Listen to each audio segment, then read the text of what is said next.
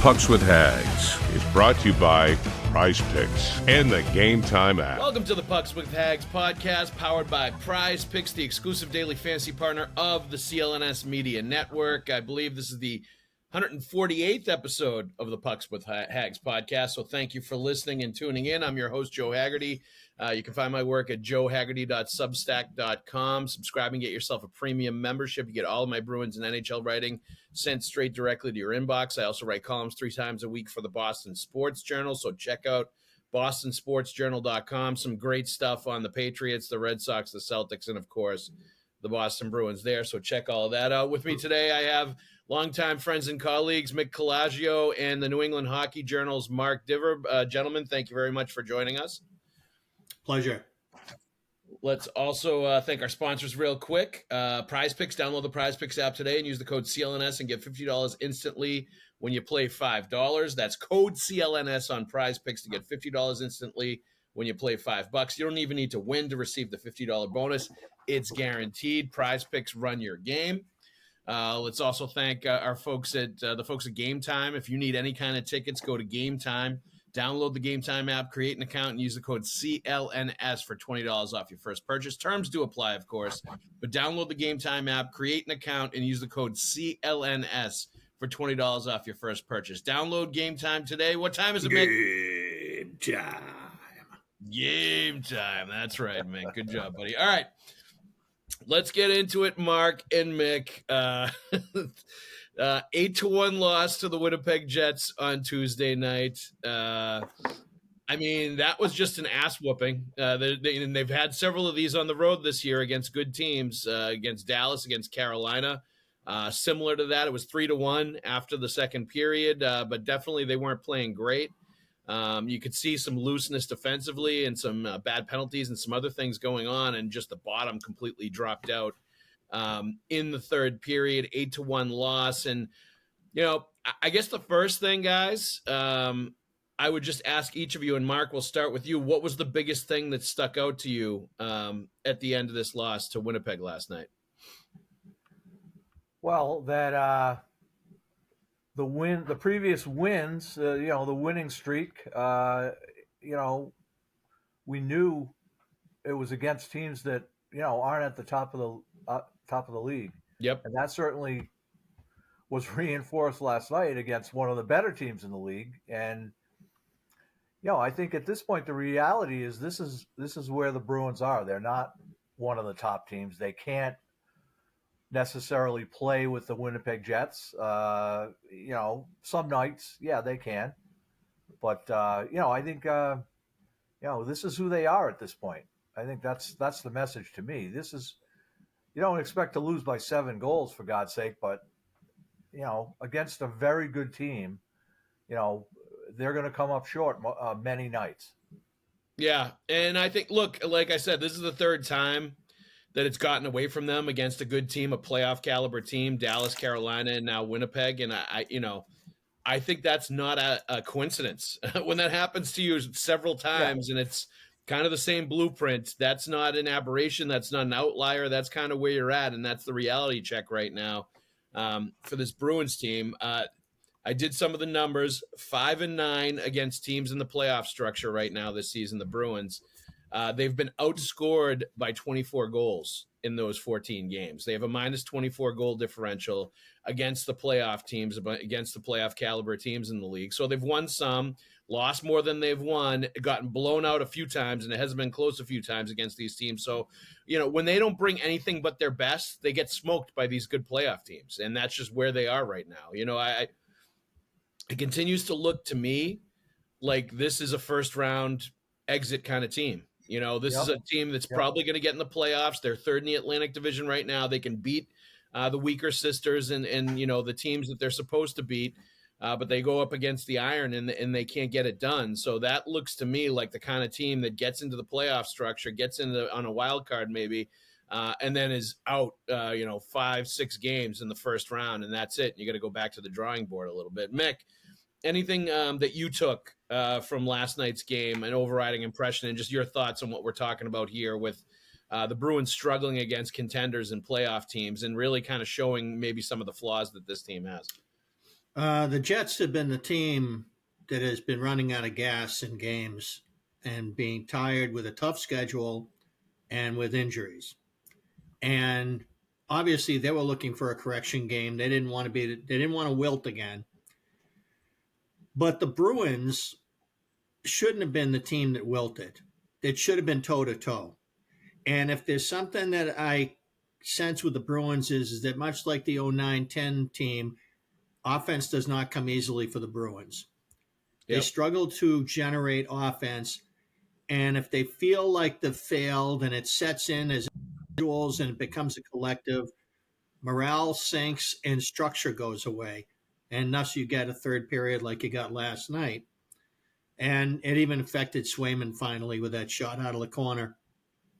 I just think that didn't still off the post. I just think that Joe Sacco right now, his task is pretty much to try to get these guys to believe that they're better than they are, or try to find in them, if the Bruins believe what is in this roster can get there, can generate offense, and hang with good teams that have structure.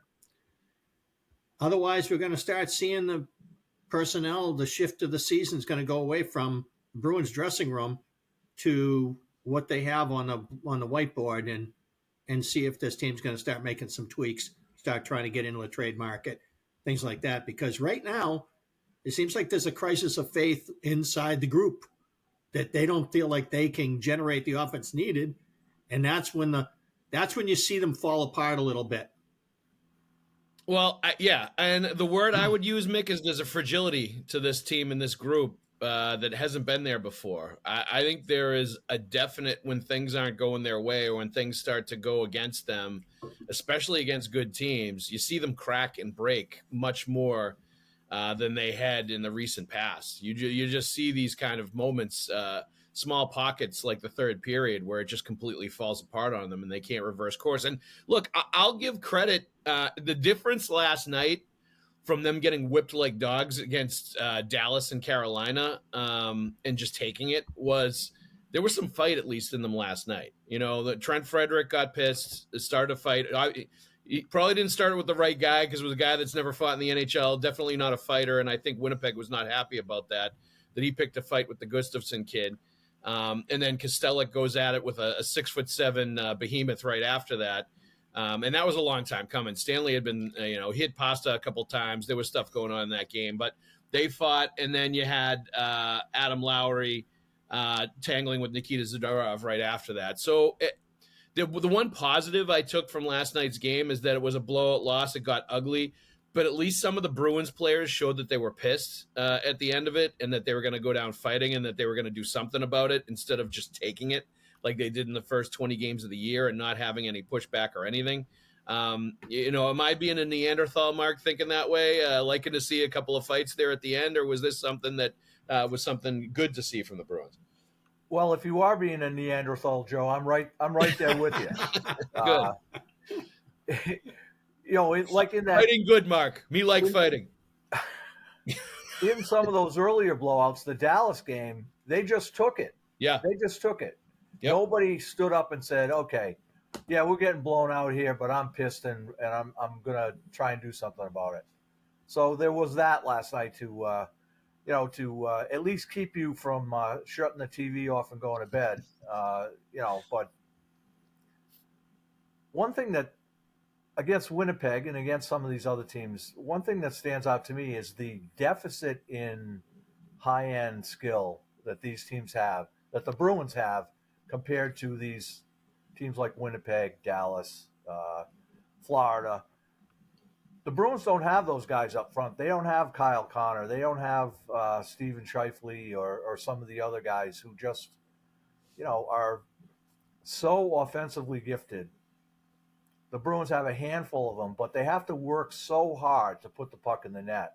And when it doesn't go in, like last night, they and the other guys, everything they touch seems to go in, then they're going to get blown out.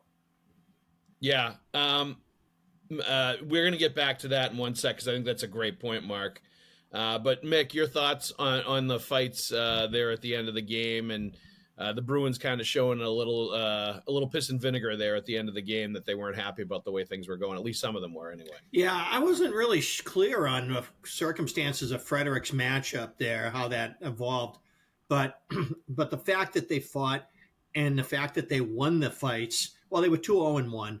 I'll give Zadorov a tie, but I think that but Kastelik. Well, and Kastelik, I give a huge amount of Please credit for. extend him He's a ASAP. gigantic human being. Yeah, extend him ASAP and pay. You know what? I know that the Maple Leafs made a mistake with a grinder forward who was a tough guy and wound up overpaying him, and it turned out to be one of the worst contracts in the league. I think this is probably 10 years ago. Can't remember his name. I don't think Kastelik is that kind of player. He looks to me, even in the playing of the game, like he understands very much what's going well, what's not going well, and how to react to it and how to compete. I love what this kid brings. I feel like he's injected he is so far and away the seventh player on this team at this stage of the season. Yep. That this is the kind of player you need more of. And if you're not going to get high-end elite skills, at least get this. And a great identification by the Bruins on getting this guy in the Elmark trade. The best thing about it so far.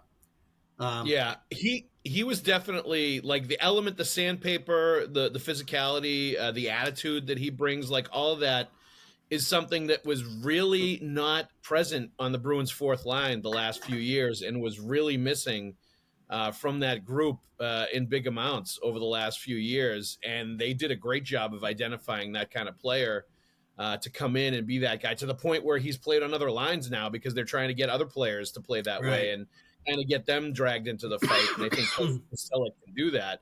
But yeah, I've really liked what I've seen of him. I agree with your sentiments about extending him and making sure he's a longtime Bruin. I think he plays like a Bruin. I think he plays the identity that this fan base wants for this team. I think they appreciate him already. And I think he understands that too. Like, I think he likes that, and he's voiced this a few times, that I think he enjoys knowing that the Bruins fans and the people that follow hockey in Boston kind of like his game and like what he brings and appreciate it. Where maybe, and we've seen this in Ottawa, where they kind of come down on Brady Tkachuk sometimes for being a physical player and for playing the way that he plays. Like, I don't know what's going on in Ottawa with the fans up there, but like, if you don't like the way Brady Tkachuk plays, I think it's a you problem. It's not a Brady Tkachuk problem. But maybe Kastelik was feeling that way when he was with the Senators, and now he's come to a place where everybody like sort of embraces the way he plays and isn't looking for like everybody to play with, skill and grace and speed and, be a finesse guy and the hard-nosed blue-collar kind of style of play is appreciated here. I mean, when you get your butt kicked on the road, especially in Canada, and you start fighting, you better win the fights. Especially if you're a team like the Bruins or the Flyers, you better win the fights. Because if you don't, then it's going to be like those battles against the mid-'80s Canadians where they had more tough guys than you did. Your toughest guys were tougher than their toughest guys. But if it was just somebody regular on the team, it was all the time they'd get overmatched. A lot of humiliation comes with that. And who's your daddy kind of moment. Did the Bruins go out looking like jerks last night? Good. Let them. Take something, get on the bus with some pride and let's go to the next one and see if you can figure out what's wrong with your team. I love Trent Frederick. He's a great kid. I think he's very popular in the room. I am okay with him being an a-hole more on the ice. I think that's better for him and better for his game and is going to make him more effective. Like, if he wants to pick a fight with somebody like that, and, make a point, like, I'm totally fine with it. Mark, Frederick's a guy that has been so in and out this year, and I think has struggled with, like, his identity of who he is as a player this year, that a little more of that, I think, would go a long way towards him finding his game consistently night in and night out. Yeah, and he's really just come to life in the last few games. Yep. He needs to be that guy. He needs a little Kastelik in his game, or a lot of Kastelik. He's not. Yeah, he can put the puck in the net once in a while, but he's not going to get by on that. And he's not that skilled. If he's skilled at all, but he's got to be He's got to be a banger. He's got to be an instigator. He's got to be a guy who does things like he did last night, drops the gloves, and I feel like sometimes he's a little too polite or a little. He waits to see. Okay, do you want to fight? Yeah. Instead of just he's too honorable for his own good. You're going to fight. You're going to fight. It's up. I'm making that decision. He's maybe he's too nice of a kid. He is. He wants to play within the code or whatever you want to call it. But sometimes you just got to drop him and wade in there. And I wish he did more of that. Yeah, no, I agree. One other quick thing, hockey-wise, from last night. The Bruins, when they struck, not only is it the finishing end of the game, but just up and down the ice, there's so many fumbled pucks. It makes you think, boy, is the ice bad tonight? And then you ever see the opponents play the puck, shooting these rink-wide passes, and it's fine. Everything connects. And you say, how come they can play the game at that pace and the Bruins can't? I don't know. They all got the wrong kind of tape on their sticks, or I'm not sure what half the time. But I sometimes I wish if I was like a old curmudgeon like Eddie Shore coaching that team, I'd like grab everyone's hockey stick in there and do like 1,000 strands of old school friction tape on their things and say, now pass the puck tape to tape and bend your knees, Madagascar. And let them find some chemistry at the pace that they can create it. But I just find the Bruins are tremendously sloppy in what should be routine plays. And when those go awry, you're always chasing the game. Yeah. And this gets into, and this is the point Mark made earlier, what you see against teams like Winnipeg and specifically last night, I thought was the centers got dominated by Winnipeg centers. The play down the middle, man, Elias Lindholm I thought was exposed last night, and Scheifele just dominated him. And Scheifele, it's interesting when you look at it a certain way, because when Bergeron and Krejci retired, who were the two biggest names that you heard might be coming in to replace them with the Boston Bruins? It was Elias Lindholm and it was Mark Scheifele. Those were the two big names we heard that might be available, that might be candidates that the Bruins were probably looking at and potential. Obviously, Scheifele ends up signing an extension with Winnipeg and stays there long term, and the Bruins eventually get their man in Elias Lindholm. But last night, two of those goals that Scheifele and Kyle Connor scored, 5-on-5, Lindholm was on the ice for. His line was out there. He missed the net with 6 shots, Elias Lindholm. There was a play early in the game where Marchand had a perfect setup for him in front of the net. He just completely fans on the shot. And there was another time he got set up by somebody else, and he fanned and kind of missed again. And, I've seen this too much in the first few months of the season with Lindholm, where he gets set up for scores that a really skilled NHL player would just hammer home for a goal and would take care of. And he either misses it or he can't fully connect on it. And he certainly doesn't do enough damage to create an offensive opportunity. And now we're looking at a guy, Lindholm was -3 last night. Like I said, missed the net with 6 shots. He is now on pace for 8 goals and 36 points this season. That is his full season pace as far as his offensive production goes right now. And we're talking about a guy that got signed to a 7-year huge money deal, $54+ million this offseason. Now, if this doesn't change, the Bruins are in real trouble. If this is who Elias Lindholm is, and this is all he's going to be, like, as much as I like the fact that he hustles, that he's a pretty good two-way player, that he's a little more physical than I thought he was going to be, and like there's some things like back-checking wise, hustle-wise that I like. It's going to be a disaster if he can't produce more than this offensively, and they're tying up this kind of cap space with this guy, and what they thought he was going to be versus what he actually is. If he gets routinely outplayed by guys like Mark Scheifele, they're going to lose every time they play a good team because their best players can't hang with the other team's best players. My question to you guys, Mick, and I'll start with you, is what have you seen out of him? Do you think this is maybe just him, getting used to his new surroundings and taking some time to get better? Because he's had some good seasons in the NHL.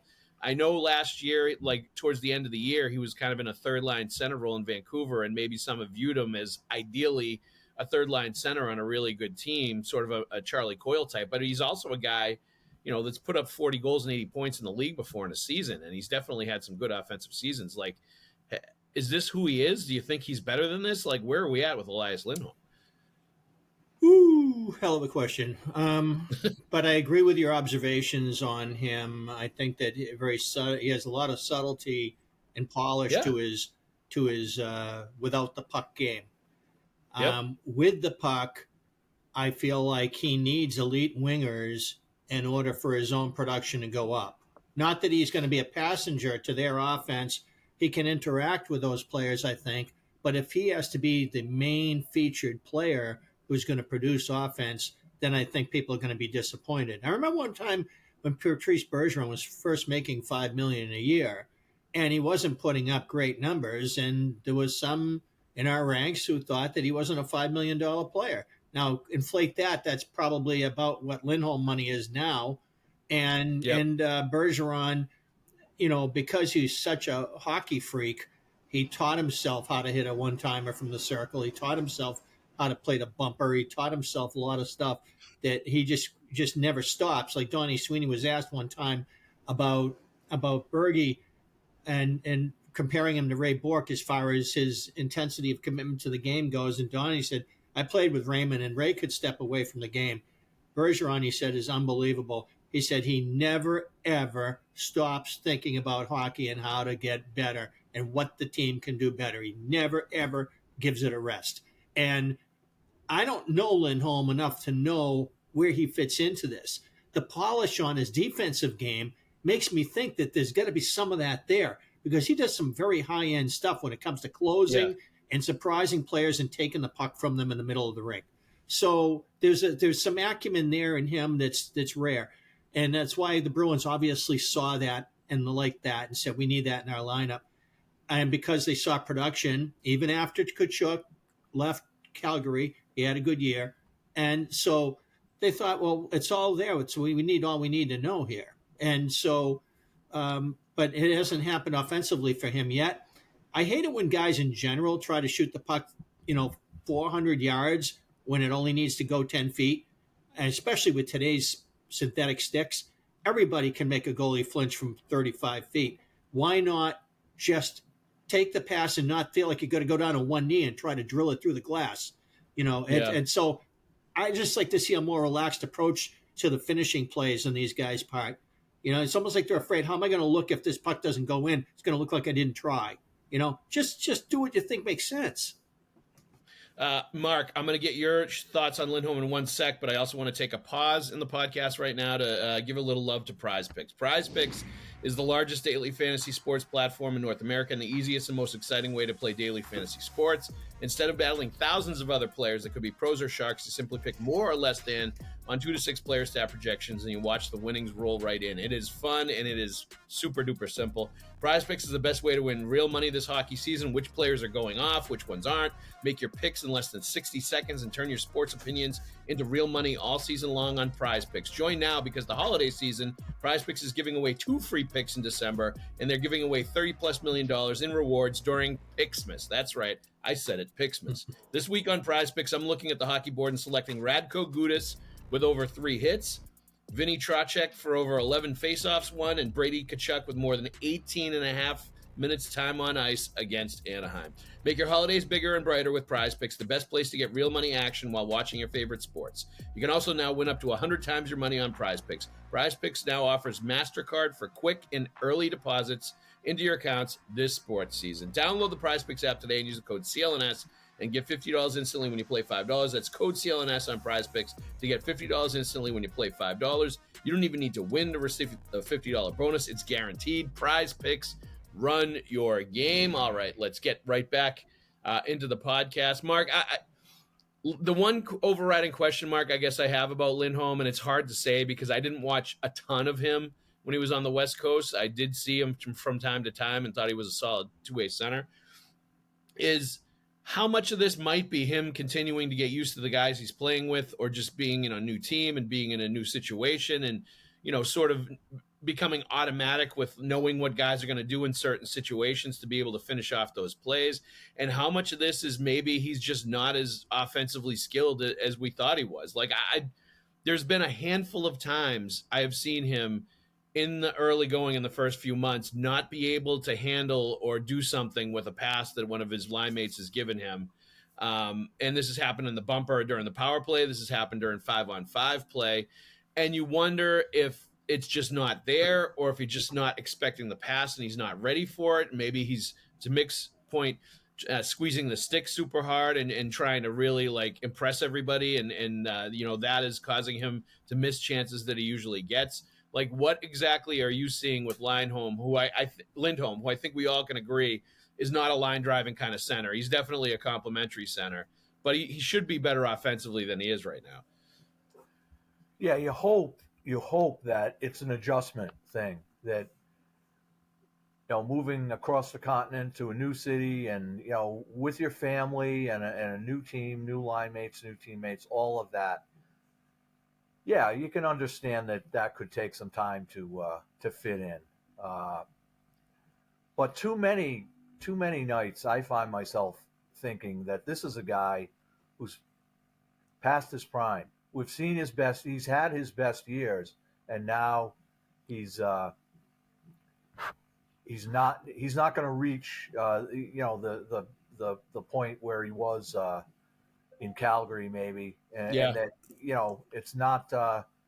And if that's the case, then boy, that contract is an albatross. Yeah, 7 years. They're going to be looking to I don't know, trade him. Who's going to take it? Buy him out? I don't think that helps your financial situation. But no.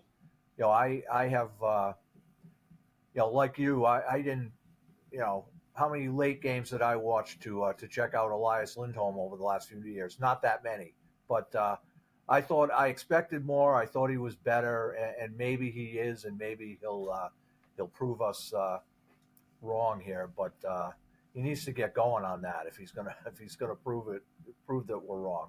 Yeah, some of the stuff we're saying here. Yeah.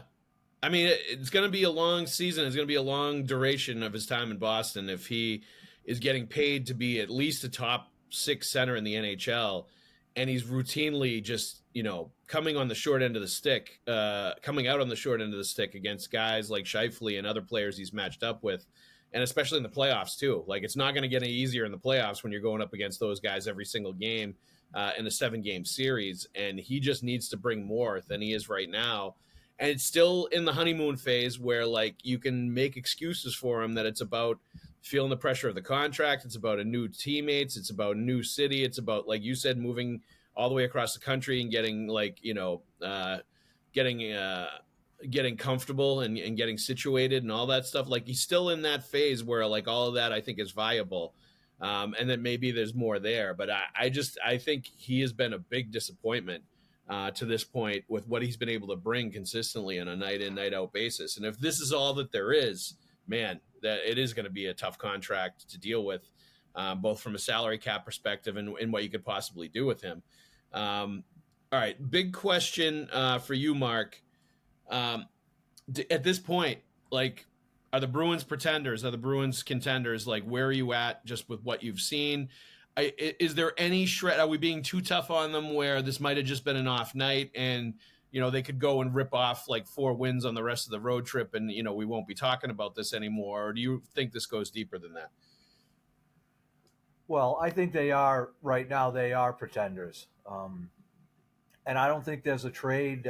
They can't trade their way out of this. No, I don't think. They can get better via a trade, but can they boost themselves to the point where they're more than a team that, a first round casualty? I don't really see it with what they have now, at this point. I think you don't want to overreact to last night because the Jets are a powerhouse right now, but I don't see a Bruins team that really looks like it's going to go anywhere in come April. So that's where I'm at right now. Yeah, no, I agree that, look, trading for a winger would certainly help. That can put the puck in the net, get like a Jake DeBrusk type replacement. I think that would certainly help them offensively a little bit. And if they can score a few more goals, I think it's going to put less pressure on everybody else. But like, I think you're also entering a territory based on the way Lindholm is played. Like, do you need to like start looking for another center? Is this something where you need to, and I don't know how they would do that salary cap wise. They'd probably have to trade somebody of significant cap hit in order to make that happen. But is that something you have to have on your radar now to say, all right, this guy is not a number one center. We need to still continue a search and look for a number one center. Mick, pretender or contender right now, and how far away do you think they are from contender status? I'm still struggling with the whole equation of how did this team contend for the President's Trophy most of last season, actually lead it for a while, finish only a few points away from it, win a round. I know Florida went 6, but they were down 3-1. They were never winning that series. They go and they get what they get. And you say, what was the one thing they took away? And that's Linus Ullmark. And I say, okay, how's the goaltending been? Well, other than the fact that Swayman hadn't had a camp, I felt like his game was really coming. And I thought he was great the other night at home. Last night, the only goal I would say was all him was that one out of the corner. I think it was the second to last one. Yeah. So I don't feel like goaltending's really been the issue with this team. I feel like Korpisalo has been very good. I feel like Swayman's been consistently getting better. Last night was a stinker. Good teams have stinkers. Daryl Sittler night, 76. I'm starting to wonder if maybe the Bruins aren't going to leave Matty Poitras in Providence as long as we thought, because against good opponents, they struggle for offense. And if this kid's starting to feel it, maybe the idea of leaving him there to just bake in the oven for a year isn't really, they may be looking for internal solutions and thinking that, look, obviously Mark can speak to this because he's, sees the Providence Bruins had quite a nice weekend there and an uptick and if what his impressions are of the Poitras situation and is this a blip on the screen or is this something you think the Bruins might entertain? Yeah, we're going to get to the Providence because having Mark on, I definitely want to get down to what's going on in Providence. We're going to do that in the last segment, but we're going to take another pause here to thank the folks at Prize Picks. If you're looking for tickets, take the guesswork out of buying tickets with Game for obviously your Bruins tickets, but also if you're looking for tickets to the Patriots, Celtics, or even comedy or concert tickets as well. Game Time has a new feature called Game Time Picks that makes getting tickets to see your favorite team play live even easier. Game Time Picks filters out the fluff to show you only incredible deals on great seats so you don't have to waste time searching through thousands of tickets. The game of the week this week is this December 21st showdown between the Bruins and the Sabres at the Garden right ahead of Christmas. The super deal is $209 for load seats, which is pretty damn good value for Bruins tickets and how expensive they are these days. All right, Game Time has priority, which means Game Time Picks curation makes it easier to save more on sports, concerts, comedy, theater, etc. All-in pricing, which I love. Toggling this feature shows the total up front with no surprise fees. At checkout, it gives you seat views so you can get a panoramic view from your seat in the app before you buy. Lowest price guarantee or Game Time will credit you 110% of the difference. How great is that? Download the Game Time app, create an account, use the code CLNS for $20 off your first purchase. Terms do apply. But again, download the Game Time app, create an account, and use the code CLNS for $20 off your first purchase. Download Game Time today. What time is it, Mick? Game time. And I wonder when it's going to be game time for Hampus Lindholm, who I thought was the Bruins' best player, along with Pavel Zacha, in the early stages of the season. And they're starting to miss Hampus Lindholm with it not being game time. Well, when you don't have, let's face it, when Bergeron and Krejci both go out of their careers at one time, you suddenly become and you say, okay, we're a defense-centric team now. We got McAvoy, Carlo, Lindholm. That's our big three.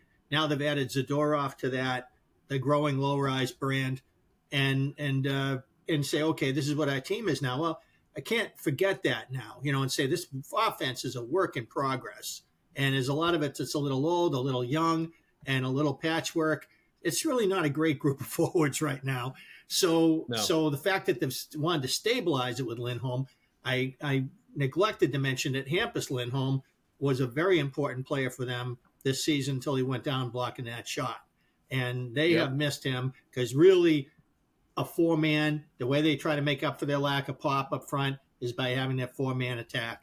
And McAvoy, some games, some not game, and when it's going well, they talk about how great it is, but it's not going that well often enough. No, well, last night it definitely wasn't, and I agree with you on Lindholm. Like we can talk about his work in the D zone and what he does, killing penalties and some of the other stuff. But like, he was noticeable as the fourth man on the rush and like helping to create things offensively this year before he got hurt. He was really definitely helping them. Mick, you kind of answered this before, but I'm going to say Twitter question of the week, real quick from Babe Ruth 52. Joe, stop the gaslighting. Call out Swayman for what he is, nothing but an average goalie.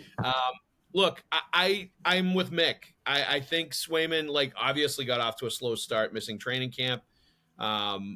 Struggled, which we all thought he was going to do. He's a 26-year-old kid that's only had a couple NHL seasons under his belt. He's not the veteran NHL goalie status yet where he can get himself ready on his own and be ready to go at the start of the regular season. He needed the reps in training camp. He definitely missed them.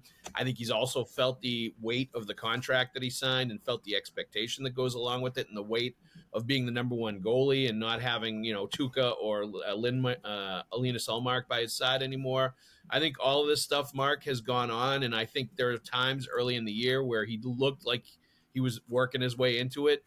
But I don't really think he's been the issue to a big degree with what's gone on here with the Bruins when they've had games like this. This has been more about allowing, quality chances in the slot, allowing the best players to get in really good position to score goals, tic-tac goals, backdoor goals, coverage issues, like all kinds of things that are going on that aren't the goaltender's fault and are just giving quality chances to the other team all the time. I don't really think this has been a Swayman issue, even though I think some fans are pissed at him and probably holding it against him that he held out and missed all the training camp and blaming him now. But I don't think this has been, for the large part, a Swayman problem. I think the goaltending's been fine. Yeah. I think Swayman's game is, it's headed in the right direction. Last night, notwithstanding, although, like you say, that it was a team effort, a team downfall last night, not Yes. the goaltender. But Yes. as far as the fans, some fans being, nothing Swayman can do will be good enough. That was the way it was for 10 years with Tuukka Rask, for God's sake. Right. Like nothing he could do would be good enough. So I think the goaltending's been fine. It's been good, or it's been fine, I should say. And Swayman's game is going in the right direction. That's the least of the issues. Yeah, I agree. I think the play in front of him is the problem, much more of the problem than him. Like, has he been as like sort of superhuman as he was at times last year to this point? Probably not. But you also can't consistently expect your goaltender to play at that level all the time. Like, you can't make the kind of mistakes that you make in front of him and think he's always going to save your bacon like every single time. That's just unrealistic. It's not sustainable for a hockey team. Providence, Mark, I guess first of all, how's Patra look down there? How is he acclimated? What kind of a role has he been playing? Well, I'd say his game's on the upswing. He had a very good weekend. Friday, Saturday, Sunday, goals in all three games. Playing well on both sides of the puck, and just improved over when he first arrived. He had some games, frankly, where it was just, you didn't notice him. You did not notice him. It was like a flatline situation. And one thing about the Bruins fan base is there's no in between. The guy's either a Hall of Famer or he's a bust. Yeah. And, when I pointed out a couple times on Twitter that, maybe his game wasn't going that well. And, the outrage, the fanboy and fangirl, outlook that this guy is the future and, he's this and he's that. Well, he's none of those things right now. He's playing in the American Hockey League. Right. So, he had a good weekend. Is he going to go to Boston and have an impact? Geez, I have a hard time seeing that. Can he help? A little bit? Yeah, he probably can. But is it better for his game all around and long term for him to stay in Providence a while longer? Doesn't have to be from now until the end of the season. Right. But, build on these last three good games and go from there. And, I think the same things that you saw in the NHL, getting bounced off the puck, not being able to win races all the time. You saw that in the American League, the same as you did in the NHL. Lately, that's been a little better. It's been a little better. So, like I said, it's going in the right direction. I wouldn't mess with it right now unless, if there's an injury, a center goes down or something like that, then yeah, okay, you got to do it. But I think he's where he needs to be at this point, and let's see what happens going forward here. Can he continue to build on this? What there's been an outcry with the offensive struggles for the Bruins. Everybody, these same fans that you're talking about, have been crying about, like, where's Fabian Lysell and why isn't he up? Why hasn't he been doing anything in Boston? Why hasn't he gotten a chance up there yet? And like every time I look at his numbers in Providence, he ain't lighting it up down there, and he's been a minus player, and it doesn't look like he's deserved the NHL call. Just what have you seen out of Fabian Lysell to this point this year? He continues to be just a mystery with the ability that he has, the skating ability, the ability to shoot the puck. I don't know why his numbers aren't better. But I mean, he makes the same. They preach certain things in his game that he needs to do, and he makes the same mistakes over and over and over again. And he's in year 3 now. Yeah. Okay. Yeah, he's not the youngest kid in the AHL anymore. He's not. And be that as it may, though, I think you're going to see him probably sooner rather than later, because we're at the point now, and I believe his entry-level contract, I believe this is the last year. Yeah. Whether he deserves it or not, and he probably doesn't, or whether he's has earned it at this point, which he hasn't, I think you're going to see him up. They need to see this kid. Where does he stand against NHL players? What can he do? Can he do anything? Is there any what does he need to continue to work on? So I think at some point, in the not too distant future, I think they're going to take a look at him and see what they have. And perhaps on some level, there's also a hope that he can come up and do some good things, and then maybe some other NHL teams will notice, and he becomes a valuable trade piece. Showcase. The old trade showcase, yes. The old-fashioned trade showcase. But, like, I mean, that, if he came up and he flashed for a game or two, like, that's the kind of player with a skill set that, maybe would intrigue another team, just based on what he can bring to the table. Yeah, I'd like to see him flash for a game or two down here before that happens. But, he's a first-round pick. They've invested something in him, and they're gonna give him a look at some point, whether he deserves it or not. Anybody else or anything else of note going on in Providence as far as the players down there, players that have been doing well, trending in the right direction, guys that have surprised you, like anything that's noteworthy going on right now with the P Bruins? Not really. It's pretty much what you expect from these guys. And the veterans, the guys like Patrick Brown and Vinny Lettieri, are just, I admire the way they go at it. The way they go at their business day after day and game after game. These guys are real pros. Now, they're not going to get a call up and go up and be difference makers in the NHL, but they certainly are setting an example for some of the kids down here for, this is how you do it. This is the way you play. But Jeffrey Viel the other day scored just a spectacular shorthanded goal. I didn't know he had that in his game, but it really was a great play. And there's a guy who came up to Boston and did exactly what no one had to tell him what to do. He knew what to do. It felt like we turned the clock back to the 80s with that recall. He did his eight minutes or whatever he got, and he had an impact. He had who was that game against? I can't remember, but he had. It was Columbus. Against Columbus. Yeah. Columbus. Yeah. Columbus knew he was out there. Okay, they knew what he was about. So there's that. I don't think he's going to. He could come up in a situation maybe the next time they play Winnipeg and see what he brings. But other than that, it's been pretty much pretty quiet. They've struggled at times. They're short on D. They have young D, some kids who probably don't belong in the league. They should probably be in the coast.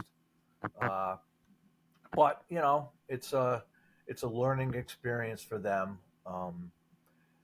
Providence has had elite goaltending the last few years. It hasn't been elite this year so far. But Brandon Bussey had a couple of good games over the weekend, so hopefully he's finding his game. Mark, when I saw them a few weeks ago, I thought Riley Duran was really good. He seemed to play kind of the way Cole Koepke plays, and to an extent the way Kastelic plays, kind of getting up and down the ice really hard and the forecheck, straight line skating. And when I talked to him after the game, and then I talked to Mouginel after the game, the consensus was that he didn't start the season well, but this was the way they need him to play, and it was good to see. Has that continued for him? Has he been able to be a good forechecker for them? What's going on with Duran's game in your mind right now? He has been. He has done that some games. Other games he hasn't, and and he's been a healthy scratch a handful of times. I think with him it's just this is a learning experience for him. First year out of college, the night to night consistency is something that hasn't been there. The other thing is the offensive game, and now I know they're not going to ever count on him for offense as probably a fourth line player, but you like to see a little bit more of that from him. He goes long stretches without really having a chance or doing much. Now maybe it's his line mates or the line isn't going, but you like to see a little bit more a little bit more offense, a little bit more chances out of him. But the consistency is the thing, and when he's dialed in, he's capable. When he isn't, then he's kind of just another guy. So as a first year pro, this is part of the learning process. 100%. I think that was definitely the expectation for him coming out of college, and for all those college players, that's definitely an adjustment in their first year. I remember Farinacci saying that last year was a big adjustment for him too, especially the second half of the year, just dealing with the grind of the HL schedule. But I think we're going to see bigger and better things out of Riley Duran, no question about it. Mark, Mick, thank you very much for joining us. Let's thank our sponsors real quick. Prize Picks. Download the Prize Picks app today and use the code CLNS and get $50 instantly when you play $5. That's code CLNS on Prize Picks to get $50 instantly when you play $5. You don't even need to win to receive the $50 bonus. It's guaranteed. Prize Picks. Run your game. We're also going to thank our friends at Game Time. Download the Game Time app, create an account, and use the code CLNS for $20 off your first purchase of any kind of tickets, game tickets, sports tickets, comedy tickets, concert tickets. Terms do apply, of course. But download the Game Time app, create an account, and use the code CLNS for $20 off your first purchase. Download Game Time today. What time is it, Mick? Game time. Game time. That's right, Mick. Mark, Mick, thanks for joining us. Thanks, guys. Yeah, thank you. Everybody else out there, thanks for listening. We'll see you at the rink.